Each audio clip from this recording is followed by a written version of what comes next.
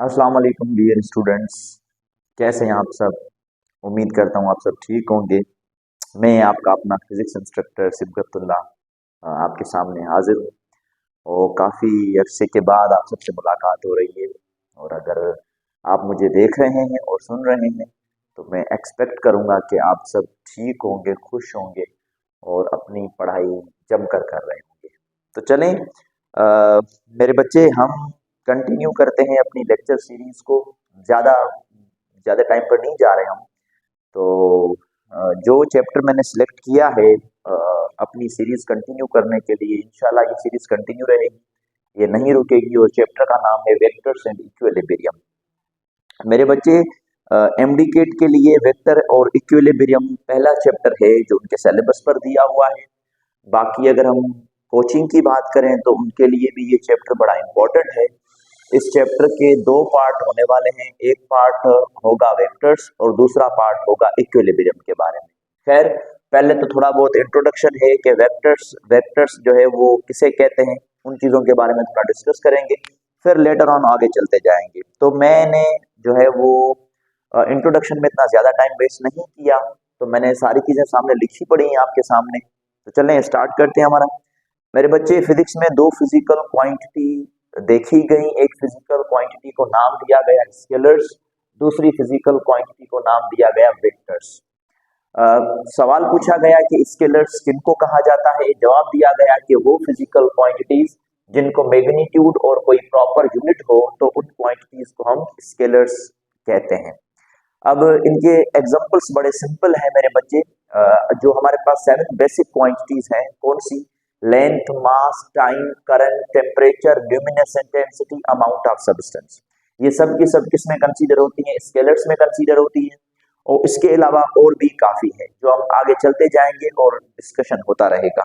उसके बाद हमें कहा गया कि वेक्टर्स किन क्वांटिटीज को कहा जाता है। तो आंसर दिया गया कि वेक्टर्स वो क्वांटिटीज हैं जिनको मैग्नीट्यूड, यूनिट और एक कोई पर्टिकुलर या स्पेसिफिक डायरेक्शन हो तो उनको हम वेक्टर क्वांटिटीज कंसीडर करते हैं। अब वेक्टर क्वांटिटीज के एक दो एग्जांपल्स आपके सामने लिखे पड़े हैं, अगर नहीं लिखे तो मैं लिख देता हूं। भाई, हमारे पास वेक्टर्स क्वांटिटी के कौन से एग्जांपल हो सकते हैं? जैसे हमारे पास फोर्स है मेरे बच्चे, जैसे हमारे पास वेलोसिटी है, जैसे हमारे पास एक्सेलरेशन है, और भी बहुत सारी वेक्टर क्वांटिटीज में कंसीडर एग्जांपल है हमारे पास। जब भी हम वेक्टर पढ़ते हैं तो उसके लिए हमें नेसेसरी कुछ कंडीशंस पढ़नी पड़ती हैं या समझनी पड़ती हैं। वो 3 कंडीशंस आपके सामने लिखी पड़ी है मेरे बच्चे। वो 3 कंडीशंस कौन सी हैं? पहली कंडीशन है कि quantity magnitude along with unit हो। दूसरी कंडीशन है कि उस क्वांटिटी को कोई पर्टिकुलर, कोई खास, कोई स्पेसिफिक डायरेक्शन हो। और तीसरी कंडीशन है कि उनके लिए नेसेसरी है कि वो लॉज ऑफ वेक्टर एडिशन को ओबे करें।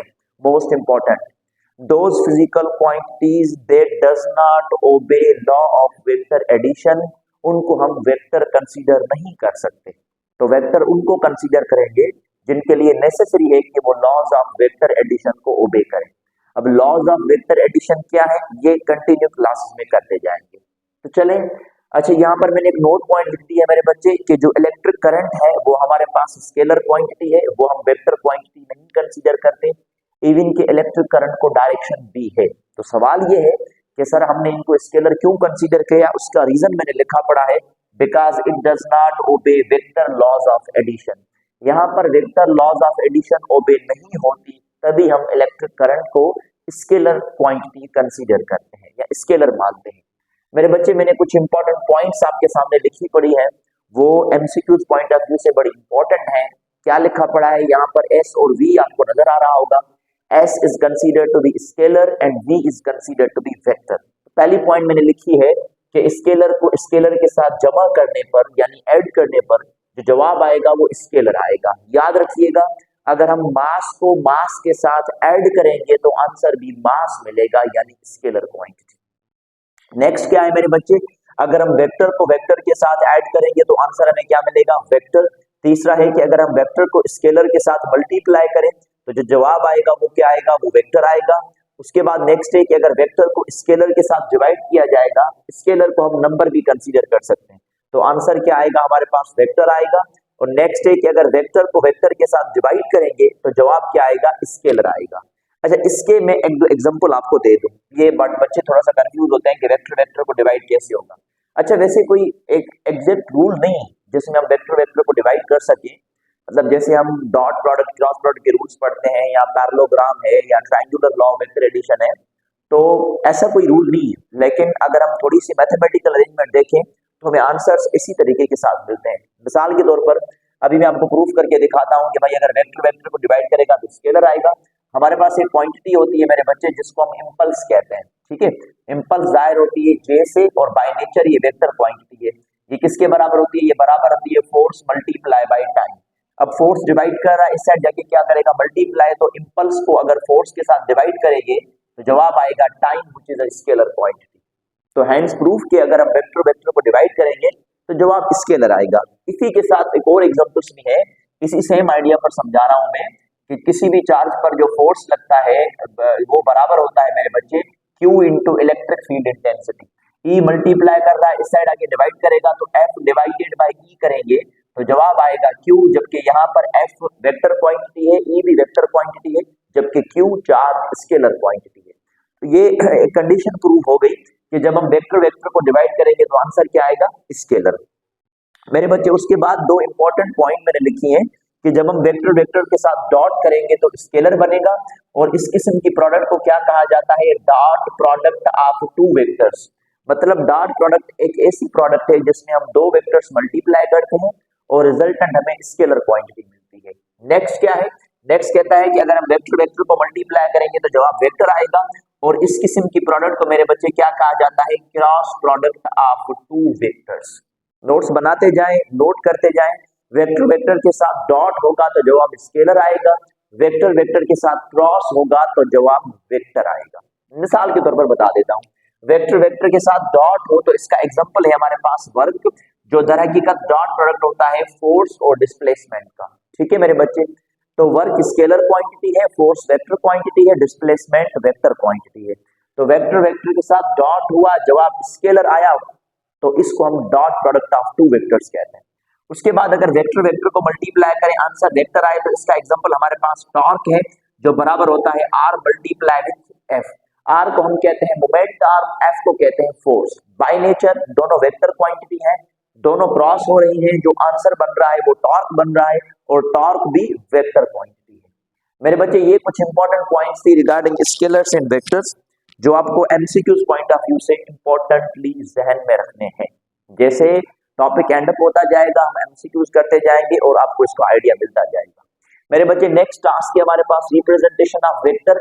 वेक्टर को जाहिर करने के दो तरीके होते हैं, एक मेथड को कहा जाता है ग्राफिकल मेथड और ज्योमेट्रिकल मेथड, और दूसरे मेथड को कहा जाता है एनालिटिकल मेथड, या इसको हम मैथमेटिकल मेथड भी कहते हैं।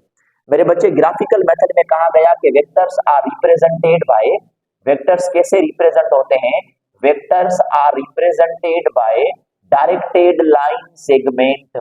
हम वेक्टर को मेरे बच्चे डायरेक्टेड लाइन सेगमेंट से बनाते हैं, डायरेक्टेड लाइन सेगमेंट से बनाते हैं, और उसके सामने हमें क्या प्लेस करना होता है? एरो प्लेस करना होता है।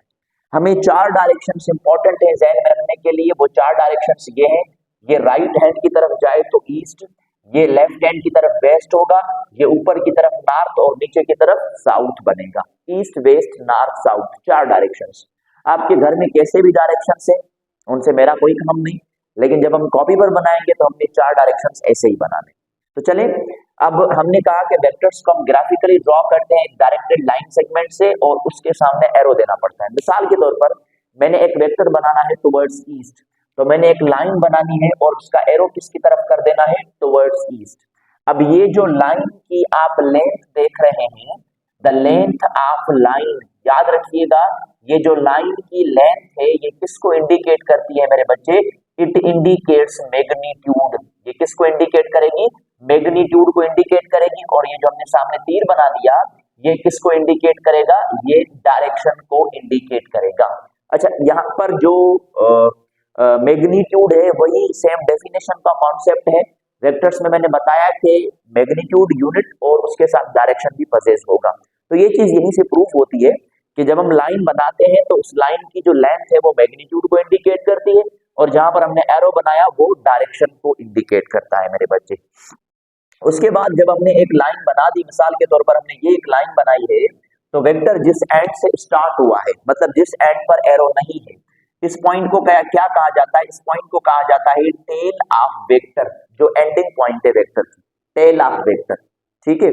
और उसके बाद जहां पर ये टिप बना पड़ा है, जहां पर एरो, मेरे बच्चे इसको कहा जाता है हेड ऑफ वेक्टर। तो ग्राफिकली वेक्टर की दो पॉइंटें हुई, एक हुई हेड ऑफ द वेक्टर, दूसरा हुआ tail of the vector.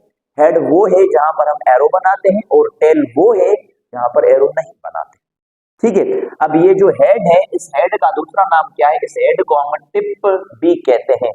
O levels books के अंदर एक रूल लिखा पड़ा है, टिप टू टेल रूल, और हमारे बुक्स में यही रूल कहलवाता है हेड टू टेल रूल। तो हेड का दूसरा नाम टिप हुआ। खैर, ये टेल हुआ और ये हेड या हेड का दूसरा नाम हमने टिप रख दिया। उसके बाद एनालिटिकल मेथड क्या है मेरे बच्चे? एनालिटिकल मेथड में हमें बताया गया कि vectors are represented by capital letters. Vector को हम कैपिटल लेटर्स के साथ रिप्रेजेंट करते हैं, मतलब जाहिर करते हैं, और उसके ऊपर क्या देना पड़ता है? Having arrow over it. उसके ऊपर हमने एरो देना पड़ता है, हैविंग एरो ओवर इट। मिसाल के तौर पर एक वेक्टर ए बनाना है और उसके ऊपर हम एरो दे देंगे ऐसे। हमें कहा गया कि एक वेक्टर बी बनाना है, उसके ऊपर एरो दे देंगे। वेक्टर सी बना देना है, उसके ऊपर एरो दे देंगे, और वेक्टर डी बनाना है, उसके ऊपर एरो दे देंगे। तो ये एक कंप्लीट निशानी होती है वेक्टर्स को जाहिर करने के लिए। वेक्टर्स में मैंने बात की कि जो लाइन की लेंथ है वो मैग्नीट्यूड को शो करेगी, उसका दूसरा नाम मॉड्यूलस भी है मेरे बच्चे। और अगर हमने वेक्टर ए का मॉड्यूलस लिखना है तो हम लिखते हैं modulus of vector A in this manner. तो हमने एक लाइंस बनानी होती है वर्टिकल, उसके अंदर उस वेक्टर का नाम लिखना पड़ता है। मिसाल के तौर पर यहाँ पर मैंने बी कर दिया तो ये मेरे बी का मॉड्यूलस हो गया, मैंने सी कर दिया तो सी का मॉड्यूलस हो गया, मैंने डी कर दिया तो डी का मॉड्यूलस हो गया। तो जब भी हम मॉड्यूलस बनाएंगे तो खाली या तो हम ए बी सी डी ऐसे लिख लेंगे, या तो हमने उसको जो है ना एक वर्टिकल लाइंस के अंदर जो है ना वो रखना होगा।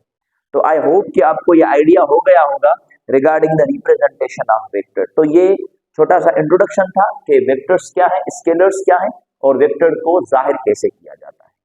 चलिए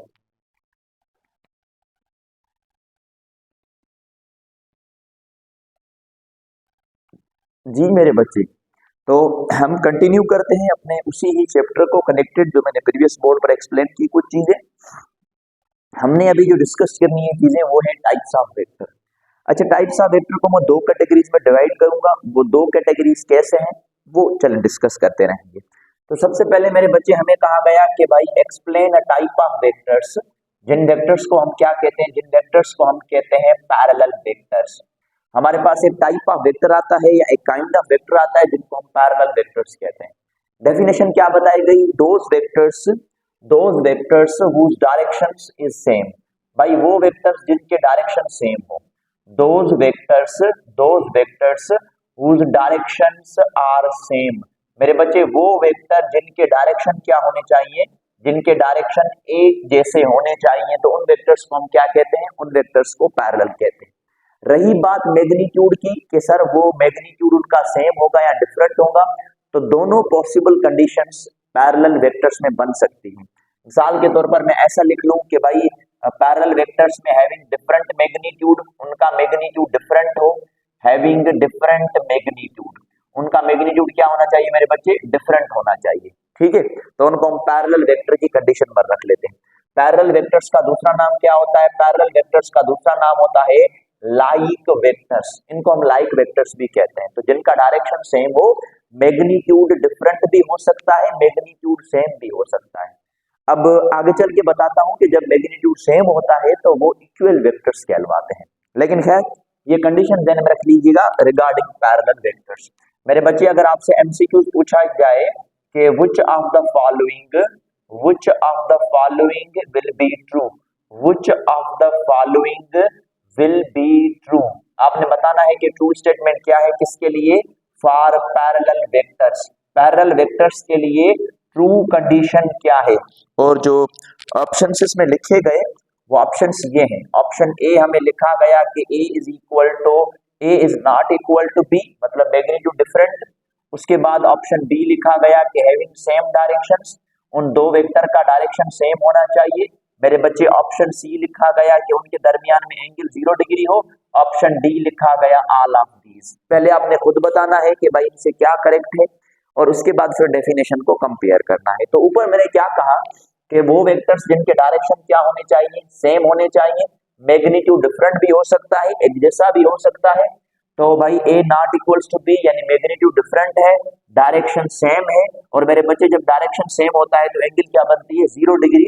सो correct answer will be D, यानी कि all of these correct answer है for the condition of parallel vectors. Next type of vector मेरे बच्चे जो है वो कहलवाएगा हमारे पास इक्वल वेक्टर्स। पैरेलल वेक्टर्स को लाइक वेक्टर्स भी कहा जाता है। खैर इक्वल वेक्टर्स की तरफ आते हैं। इक्वल वेक्टर्स क्या है, डेफिनेशन बताई गई, those vectors having same direction, वो वेक्टर्स जिनका डायरेक्शन क्या हो, सेम हो, having same direction, those vectors having same direction and same magnitude, वो वेक्टर जिनका डायरेक्शन सेम हो और मैग्नीट्यूड भी सेम हो तो उनको हम क्या कहेंगे, उनको हम इक्वल वेक्टर्स कहेंगे। या ऐसा भी मैं कह सकता हूं कि two parallel vectors of same magnitude are called equal vectors.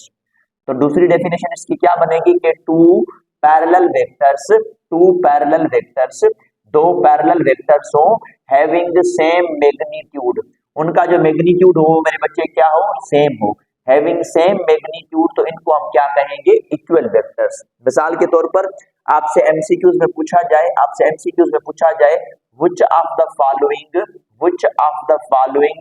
Will be true, which of the following will be true for what, will be true for equal vectors. Equal vector के लिए टू स्टेटमेंट क्या है, option ए में लिखा गया A is equal to B, option B में लिखा गया कि both having the same direction, दोनों वेक्टर का जो डायरेक्शन हो वो सेम हो, ऑप्शन सी में लिखा गया कि एंगल मस्ट बी 0, और ऑप्शन डी लिखा गया ऑल ऑफ दीज। जी मेरे बच्चे किसके थ्रू हम जाएंगे, ऑब्वियसली ऑल ऑफ दीज के थ्रू जाएंगे। तो इक्वल वेक्टर्स उन वेक्टर्स को कहा जाता है जिनका मैग्नीट्यूड भी सेम हो, डायरेक्शन भी सेम हो, एंगल 0 डिग्री पजेस हो, तो ये सारी कंडीशंस किसके अंदर आती हैं, इक्वल वेक्टर्स के अंदर आती है। तो ये कंडीशन थोड़ी सी ध्यान में रखनी है आपने पैरेलल वेक्टर्स और इक्वल वेक्टर्स के अंदर। उसके बाद हम तीसरी कंडीशन, आई होप कि स्क्रीन आपके लिए विजिबल हो, लेट मी चेक। जी मेरे बच्चे स्क्रीन आपके लिए विजिबल है। तो तीसरे टाइप के अंदर हम आते हैं। तीसरा टाइप ऑफ वेक्टर जो है हमें बताया गया, वो बताए गए एंटी पैरेलल वेक्टर्स। क्या बताए गए, एंटी पैरेलल वेक्टर्स। अब एंटी पैरेलल वेक्टर्स में दो वेक्टर की कैटेगरीज आती हैं। एंटी पैरेलल में कौन सी दो कैटेगरीज आती है मेरे बच्चे, एंटी पैरेलल में एक कैटेगरी आती है जिनको कहते हैं हम अपोजिट वेक्टर्स। क्या कहते हैं हम उनको, अपोजिट वेक्टर्स। और जो दूसरी कंडीशन आती है वो कहलवाती है नेगेटिव वेक्टर्स। तो एंटी पैरेलल में दो कंडीशन आती है, एक को हम कहते हैं अपोजिट वेक्टर्स, दूसरे को हम कहते हैं नेगेटिव वेक्टर्स। अपोजिट वेक्टर्स क्या कहा गया, दोज वेक्टर्स वो वेक्टर्स हैविंग डिफरेंट मैग्नीट्यूड, जिनका मैग्नीट्यूड क्या हो मेरे बच्चे, डिफरेंट हो, different magnitude and opposite in direction, जिनका मैग्नीट्यूड डिफरेंट हो और डायरेक्शन क्या हो, अपोजिट हो, तो उनको हम अपोजिट वेक्टर्स कहते हैं। अपोजिट का मतलब ये है कि अगर एक वेक्टर नॉर्थ की तरफ है तो दूसरा वेक्टर उसके अपोजिट साउथ की तरफ, अगर एक वेक्टर ईस्ट की तरफ है तो उसका अपोजिट वेक्टर वेस्ट की तरफ होना चाहिए। तो ये कंडीशन होती है अपोजिट वेक्टर्स के लिए। उसके बाद नेगेटिव वेक्टर्स क्या कहा गया मेरे बच्चे, दोज वेक्टर्स, ये वो वेक्टर्स होते हैं, those vectors having same magnitude, वो वेक्टर जिनका मैग्नीट्यूड क्या होना चाहिए, सेम होना चाहिए, having same magnitude and opposite in direction, मतलब मैग्नीट्यूड सेम हो और डायरेक्शन इनका क्या हो, अपोजिट हो, तो उस कैटेगरी को हम क्या कहते हैं, उस कैटेगरी को हम कहते हैं नेगेटिव वेक्टर्स। तो डिफरेंस देखते जाएं, क्या डिफरेंस बनता है। एक डिफरेंस बनता है अपोजिट वेक्टर्स में कि भाई मैग्नीट्यूड डिफरेंट हो, डायरेक्शन अपोजिट हो। नेगेटिव वेक्टर्स में बन रहा है कि मैग्नीट्यूड सेम हो लेकिन डायरेक्शन क्या होना चाहिए, अपोजिट होना चाहिए। तो अगर हम अपोजिट वेक्टर की कंडीशन पर जाएं और अगर आपसे एमसीक्यूज पूछा जाए अपोजिट वेक्टर के कॉन्क्लूजन में, which of the following will not be true, जो ट्रू नहीं है, will not be true for opposite vectors. आपने बताना है कि अपोजिट वेक्टर्स के लिए ट्रू स्टेटमेंट कौन सी नहीं है? Option A that A is not equal to B, magnitude जो है ना वो डिफरेंट, मैग्नीट्यूड जो है वो एक दूसरे के इक्वल नहीं है, ठीक है। उसके बाद ऑप्शन बी है कि उनके दरमियान में एंगल 180 हो, 180 को मेरे बच्चे पाई रेडियंस भी कहा जाता है, ध्यान में रखिएगा। और सी बताया गया कि एंगल 0 डिग्री हो, और डी बताया गया ऑल नन ऑफ दीज। मतलब ये सारी कंडीशन जो है ना वो सेटिस्फाई करती है अपोजिट वेक्टर्स को, तो नन ऑफ दीज करना है, अगर नहीं करती तो कोई एक कंडीशन होगी। ऑब्वियसली आप सही सोच रहे हैं ना, मैंने क्या बात की, डायरेक्शन अपोजिट की, तो एंगल एक ही बनेगी व्हिच इज 180 डिग्री। तो यानी कि जो कंडीशन नहीं हो सकती वो कौन सी है मेरे बच्चे? सी। सी पैरेलल में होती है और 180 एंटी पैरेलल में। तो याद रखिएगा जब भी एंटी पैरेलल का किस्सा आएगा तो हम अपोजिट या नेगेटिव को बयान करेंगे। अपोजिट के केस में भी 180 की एंगल बनती है और नेगेटिव वेक्टर्स में भी 180 डिग्री या पाई रेडियंस की एंगल बनती है। तो होप सो कि आपको ये तीन टाइप्स जो मैंने सामने रखे, कौन से vectors, parallel vectors, equal vectors, और उसके बाद एंटी पैरेलल वेक्टर्स, उसके अंदर दो कैटेगरीज आई, एक अपोजिट वेक्टर्स और दूसरे नेगेटिव वेक्टर्स। तो आपको ये चीज समझ में आ गई।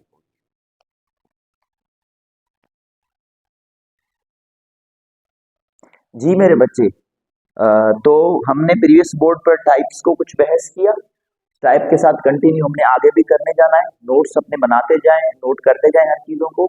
ऊपर मैंने एक लाइन लिखी है, दो लाइनें, एक लाइन है कि all equal vectors are parallel, और दूसरी लाइन है all parallel vectors are equal. All का मतलब होता है सब।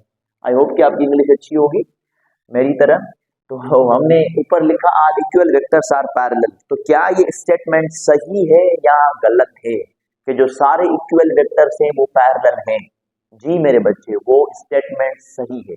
तो यानी कि जो ऊपर वाली लाइन बनी वो क्या बनी कि दिस स्टेटमेंट इज करेक्ट, और अगर हम नीचे वाली लाइन में लें तो ये स्टेटमेंट क्या है? इनकरेक्ट है। अब जैसे मैंने इक्वल वेक्टर की डेफिनेशन बताई थी आपको, तो मैंने कहा था कि all parallel vectors having same magnitude, लेकिन अगर सेम मैग्नीट्यूड नहीं होगा तो वो इक्वल नहीं कहलवाएगा, लेकिन वो पैरेलल कहलवाएगा। तो बात यह है कि सारे पैरेलल वेक्टर्स इक्वल नहीं होते, कुछ होते हैं। दूसरी कंडीशन है कि सारे के सारे इक्वल वेक्टर्स पैरेलल होंगे। तो ऊपर वाली करेक्ट स्टेटमेंट है और नीचे वाली इनकरेक्ट स्टेटमेंट है। देखिए ना, पैरेलल के लिए क्या कंडीशन थी कि एंगल 0 डिग्री होनी चाहिए, मैग्नीट्यूड सेम होगा, तो वो पैरेलल वेक्टर्स इक्वल वेक्टर्स कहलवाएंगे, ठीक है। लेकिन अगर मैग्नीट्यूड डिफरेंट होगा तो वो तो इक्वल वेक्टर्स नहीं कहलवाएंगे ना। तो नीचे वही कंडीशन है कि क्या सारे पैरेलल वेक्टर्स इक्वल हो सकते हैं? नहीं। अगर मैग्नीट्यूड डिफर हुआ तो इक्वल नहीं हुए, मतलब अनइक्वल हो गए। और ऊपर क्या बता रहे हैं कि सारे के सारे इक्वल पैरेलल है? जी सर, क्यों? क्योंकि एंगल 0 डिग्री बनती है। तो ये कुछ कंडीशंस हैं जिनको हमने अंडरस्टैंड करना है लाइन वाइज। इनसे एमसीक्यू जैसे पूछे जाते हैं, which of the following is correct statement और which of the following is incorrect statement. तो इन बेसिस पर हमने इन चीजों को जो है ना वो अंडरस्टैंड करना है। चले मेरे बच्चे, हमें हमने वो 4 टाइप्स ऑफ वेक्टर्स पढ़े, ठीक है। उन 4 टाइप्स के बाद में हमें एक और टाइप ऑफ वेक्टर मिलता है जिनको हम क्या कहते हैं? जिनको हम कहते हैं कोलीनियर वेक्टर्स। कोलीनियर वेक्टर्स क्या होते हैं मेरे बच्चे? कहा गया those vectors that are acting along, those vectors that are acting along same line, that are acting along the same line. वो वेक्टर्स जो एक ही लाइन में एक्ट करें, एक ही लाइन में बने, तो उनको कोलीनियर वेक्टर्स कहा जाता है, जो एक ही लाइन में हो। एक ही लाइन का क्या मतलब है? मतलब अगर सारे के सारे पॉजिटिव एक्स एक्सिस में, तो दूसरे वेक्टर भी पॉजिटिव एक्स एक्सिस में। सर क्या वो वाई एक्सिस में बन सकते हैं? नहीं बन सकते, क्योंकि लाइन एक ही होनी चाहिए। अगर पॉजिटिव एक्स में तो सबने पॉजिटिव एक्स में भी बनना होता है, नेगेटिव एक्स में नहीं। मतलब लाइन एक्स एक्सिस हो, फिर चाहे वो पॉजिटिव में हो या नेगेटिव में। अगर कोई वेक्टर वाई में बना हुआ है तो हो सकता है वो पॉजिटिव वाई में हो, तो दूसरा पॉजिटिव वाई में भी बन सकता है, नेगेटिव वाई में भी बन सकता है। तो इन वेक्टर्स को हम क्या कहते हैं मेरे बच्चे? कोलीनियर। मिसाल के तौर पर मैं आपको कहूं कि एक ये वो दो हमारे पास लाइनें हम खींचते हैं, ये पॉजिटिव एक्स एक्सिस है, ये नेगेटिव एक्स एक्सिस है, ऊपर पॉजिटिव नेगेटिव वाई इस तरफ। मिसाल के तौर पर एक वेक्टर है जो इस तरफ बना, ठीक है, और जो दूसरा वेक्टर है वो भी इस तरफ बना, ए और बी। मेरे बच्चे हम देखेंगे कि इनका डायरेक्शन किसकी तरफ है, तो इनका डायरेक्शन एक ही बना, और वो किसकी तरफ बना? पॉजिटिव एक्स एक्सिस, तो हम इनको कोलीनियर वेक्टर्स कहेंगे। मिसाल के तौर पर एक वेक्टर ए इसकी तरफ बना और वेक्टर बी जो है वो अपोजिट बना, तो सर क्या ये कोलीनियर है? कोलीनियर है मेरे बच्चे। क्यों? क्योंकि इनकी जो लाइन है ना, लाइन, वो लाइन एक ही है, वो डिफरेंट नहीं। अगर ये एक्स एक्सिस में है तो ये भी एक्स एक्सिस में, वो एक अलग है, तो अपोजिट हो गए लेकिन इनकी लाइन क्या है, एक ही है। तो वो वेक्टर्स जिनकी लाइन एक ही हो, जो एक ही लाइन पर बने, उन वेक्टर्स को क्या कहा जाता है, कोलीनियर वेक्टर्स। आई होप कि आपको समझ में आ गया होगा कोलीनियर वेक्टर्स के बारे में। चलिए, अगर कोलीनियर वेक्टर्स में कंडीशन समझ में आ गई तो आपने बतानी है कि करेक्ट एमसीक्यूज का जवाब क्या है। Which of the following which of the following which of the following will be correct for which of the following will be correct for collinear vectors. Collinear vectors के लिए करेक्ट स्टेटमेंट क्या है मेरे बच्चे? ऑप्शन कह रहा है A के theta must be 0 degree, option B कह रहा है कि थीटा 180 होनी चाहिए, ऑप्शन सी कह रहा है कि both A and B, option D कह रहा है कि नन ऑफ दीज। जी, किसके थ्रू हम जाएंगे? ऑब्वियसली आप सही सोच रहे हैं। अगर यही सोच रहे हैं तो क्या सोच रहे हैं आप सोच रहे हैं कि हम बोथ के थ्रू जाएंगे। जाहिर सी बात है, अगर दोनों का सेम डायरेक्शन होगा तब भी कोलिनियर है, मतलब एंगल 0 डिग्री बनेगी। और अगर दोनों का अपोजिट डायरेक्शन है तो वैसे भी वो एक्स, मतलब एक ही एक्सिस में ना, तो अगर एक्स एक्सिस में तो एक्स एक्सिस में, अगर वाई एक्सिस में तो वाई एक्सिस में। तो मैं समझता हूं कि आपको ये आइडिया समझ में आ गया होगा रिगार्डिंग कोलिनियर वेक्टर्स। अब थोड़ा सा रिवाइंड कर लें। क्या रिवाइंड कर लें? हमने पैरेलल वेक्टर्स पढ़े, उनका डायरेक्शन सेम था, मगर अगर मतलब अगर एक पॉजिटिव एक्स एक्सिस में है तो दूसरा भी पॉजिटिव एक्स एक्सिस में। ओके, हमने इक्वल वेक्टर्स पढ़े, उनका भी डायरेक्शन सेम था, दोनों का सेम डायरेक्शन था। हमने एंटी पैरेलल के अंदर दो कंडीशन पढ़ी, एक पढ़ा हमने अपोजिट और दूसरा हमने पढ़ा नेगेटिव ऑफ वेक्टर।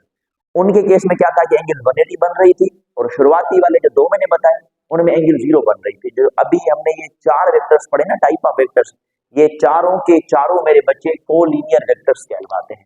तो याद रखिएगा, अगर कोलिनियर वेक्टर्स के हम एग्जांपल पर मैं बताऊं आपको एग्जांपल, तो एग्जांपल कौन से इनके इक्वल वेक्टर हैं, ठीक है।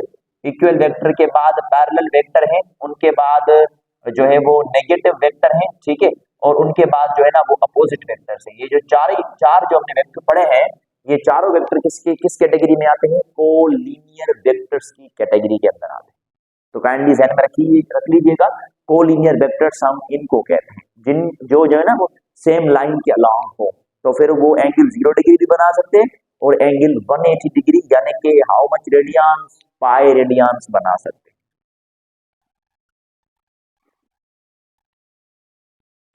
जी मेरे बच्चे, आपने देखा कि कोलिनियर वेक्टर्स क्या हैं। अब दूसरी कैटेगरी पर आते हैं, कोप्लानर वेक्टर्स।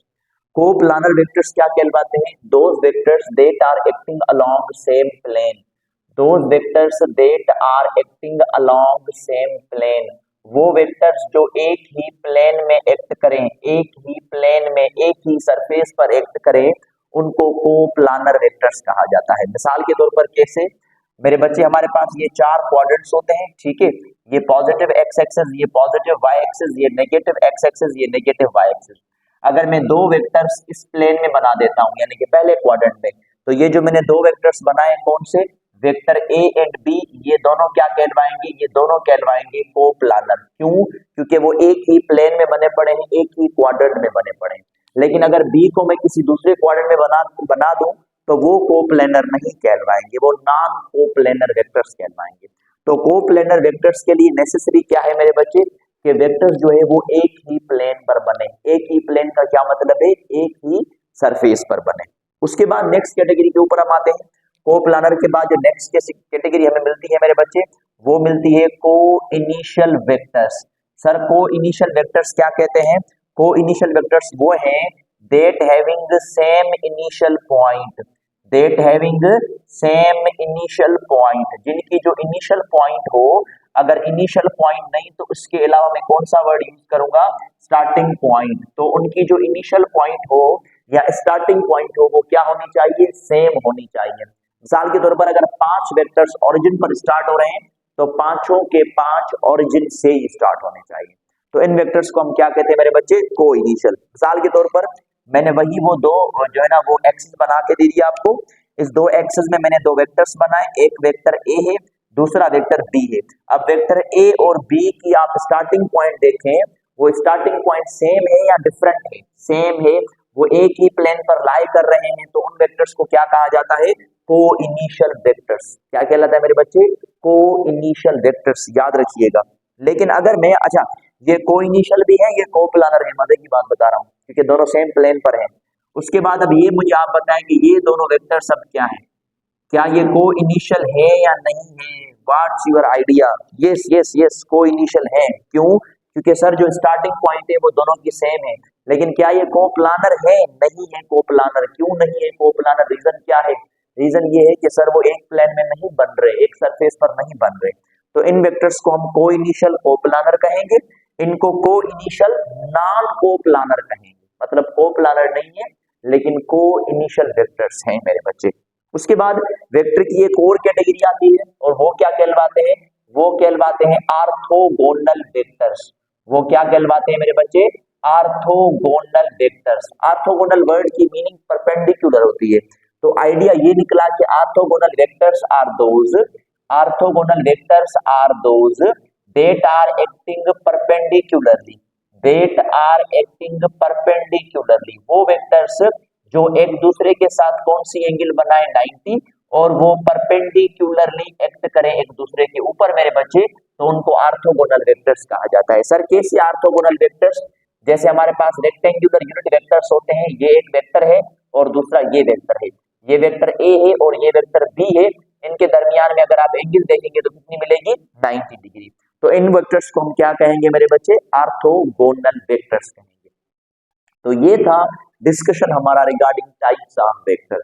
तो आज का लेक्चर यहीं पर ही फाइनलाइज करते हैं, जिसमें हमने इंट्रोडक्शन ऑफ स्केलर्स वेक्टर पढ़ा, हमने कुछ इंपॉर्टेंट पॉइंट्स पढ़ी, हमने ग्राफिकल रिप्रेजेंटेशन पढ़ी और उसके बाद हमने टाइप्स या काइंड्स कह लें जो भी वो वेक्टर्स के कंप्लीट किए। लेकिन मजीद टाइप्स भी डिस्कस करेंगे वो आगे चल के दूसरे क्लासेस के अंदर।